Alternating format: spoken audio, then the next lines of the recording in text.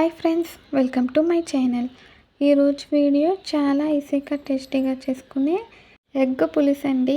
ఈ కర్రీ అయితే చాలా బాగుంటుంది. ఎప్పుడు ఒకేలా చేసుకుంటే బోర్ కొడుతుంది కదండి. ఒకసారి అయితే ఇలా ట్రై చేయండి, చాలా బాగుంటుంది. ఇప్పుడైతే మన తయారీ విధానం చూద్దాము. ముందుగా నేను ఉల్లిపాయ ముక్కల్ని పేస్ట్ చేసి తీసుకున్నానండి. అలాగే టమాటా పేస్ట్ కూడా ముందుగానే తయారు చేసి పెట్టుకున్నాను. ఏమీ వేయలేదండి, ప్లెయిన్గా సపరేట్గా ఉల్లిపాయ పేస్ట్ అలాగే సపరేట్గా టమాటా పేస్ట్ అయితే తయారు చేసి ఈక్వల్గా తీసుకున్నాను. తర్వాత ఇక్కడ ఎగ్స్ కూడా ముందుగానే బాయిల్ చేసి పెట్టుకున్నానండి. ఈ కర్రీ రైస్లోకి చాలా అంటే చాలా బాగుంటుంది. మీరు ఎప్పుడు ట్రై చేయకపోతే ఒకసారి ట్రై చేయండి. ఇప్పుడైతే మనం తయారీ విధానం చూద్దాము. ముందుగా ప్యాన్ పెట్టి ఆయిల్ వేయాలి. ఆయిల్ మనకి బాగా హీట్ అవ్వాలండి. మన ఎగ్స్ని ముందుగా ఫ్రై చేసుకోవాలి. ప్యాన్కి అంటుకుపోకుండా ఉండడానికి చిటికెడు పసుపు వేసానండి ఆయిల్లో. తర్వాత ఆయిల్ బాగా హీట్ అయ్యాక ఎగ్స్ వేసి వేయించాలి. అన్ని సైడ్స్కి తిప్పుతూ గోల్డ్ కలర్ వచ్చేంత వరకు ఫ్రై చేయాలండి. పసుపు వేయడం వల్ల ప్యాన్కి అంటుకోకుండా ఫ్రై అవుతుంది.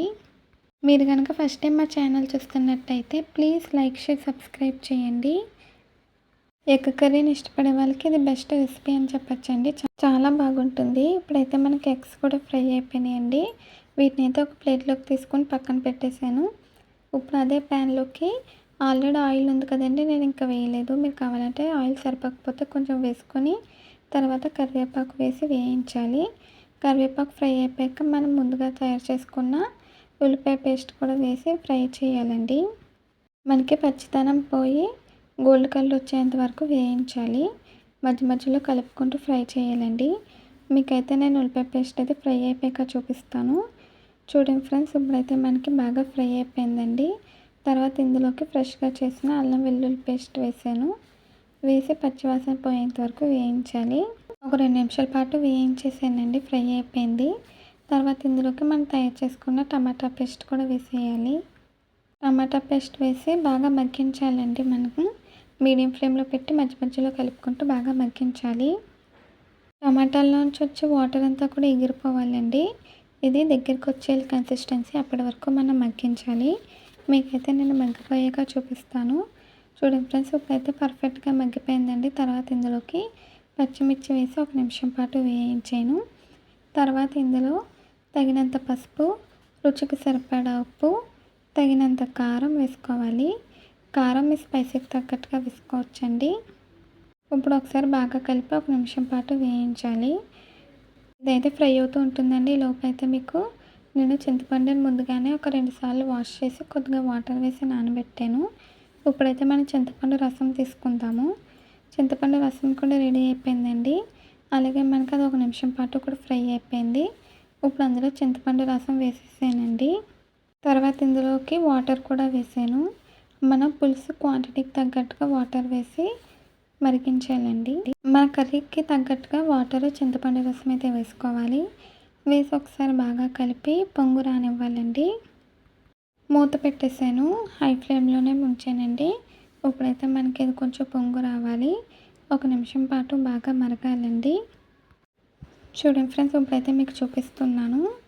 ఇదైతే పొంగు వస్తుంది. లోపు ఎగ్స్ని కూడా ఫ్రై చేసి పెట్టుకున్నాం కదండి, దానికి ఇలా ఘాట్లు పెట్టాను చాకుతో. ఇలా ఘాట్లు పెట్టడం వల్ల మనకి కర్రీ ఫ్లేవర్ అంతా కూడా ఎగ్స్ బాగా పీల్చుకొని ఎగ్స్ ఫ్లేవర్ కూడా కర్రీకి బాగా వస్తుందండి. టేస్ట్ బాగుంటుంది. చూడండి ఫ్రెండ్స్, ఇది ఇలా బాయిల్ అవుతుంది కదా, 1 నిమిషం పాటు మరిగించానండి. తర్వాత ఇందులో ఒకసారి మిక్స్ చేసి మనం ముందుగా ఫ్రై చేసి పెట్టుకున్న ఎగ్స్ కూడా వేసేయాలి. ఎగ్స్ కూడా వేసేసి సిమ్లో పెట్టి మూత పెట్టేసి ఉడికించాలండి. మనం కన్సిస్టెన్సీ పులుసు ఎంతైతే కావాలనుకుంటున్నామో అంతవరకు ఉంచేలాగా మరిగించాలి. మనకైతే ఆయిల్ సెపరేట్ అవుతుందండి, అప్పుడు రెడీ అయిపోయినట్టు. ఇప్పుడైతే సిమ్లో పెట్టి మూత పెట్టేసి ఉడికించాలి. మధ్య మధ్యలో అయితే కలుపుకుంటూ ఉండాలండి. ఎప్పుడు ఒకేలా కాకుండా ఒకసారి అయితే ఇలా ట్రై చేయండి. రైస్లోకి చాలా బాగుంటుంది. ఉదయం లంచ్ బాక్స్ రెసిపీగా కూడా చేయొచ్చండి. చూడండి ఫ్రెండ్స్, ఇలా ఆయిల్ సెపరేట్ అవుతుంది. ఇప్పుడైతే మనకి ఎగ్ పులుసు రెడీ అయిపోయింది. చాలా ఈజీగా టేస్టీగా రెడీ అయిపోయిందండి. ఇప్పుడైతే నేను స్టవ్ ఆఫ్ చేసాను. రైస్తో సర్వ్ చేసుకుంటే ఇంకా అదిరిపోతుంది. ఈ వీడియో నచ్చిందండి మీకు? నచ్చితే ట్రై చేస్తారా? ట్రై చేస్తే ఎలా వచ్చిందో కామెంట్స్లో తెలియచేయండి. ఈ వీడియో నచ్చితే ప్లీజ్ లైక్ చేయండి, షేర్ చేయండి, సబ్స్క్రైబ్ చేయండి. బెల్ ఐకాన్ క్లిక్ చేయండి. ఈ వీడియో నచ్చితే కామెంట్ చేయండి. మళ్ళీ ఒక కొత్త వీడియోతో కొత్త రెసిపీతో కలుద్దాము. Bye friends.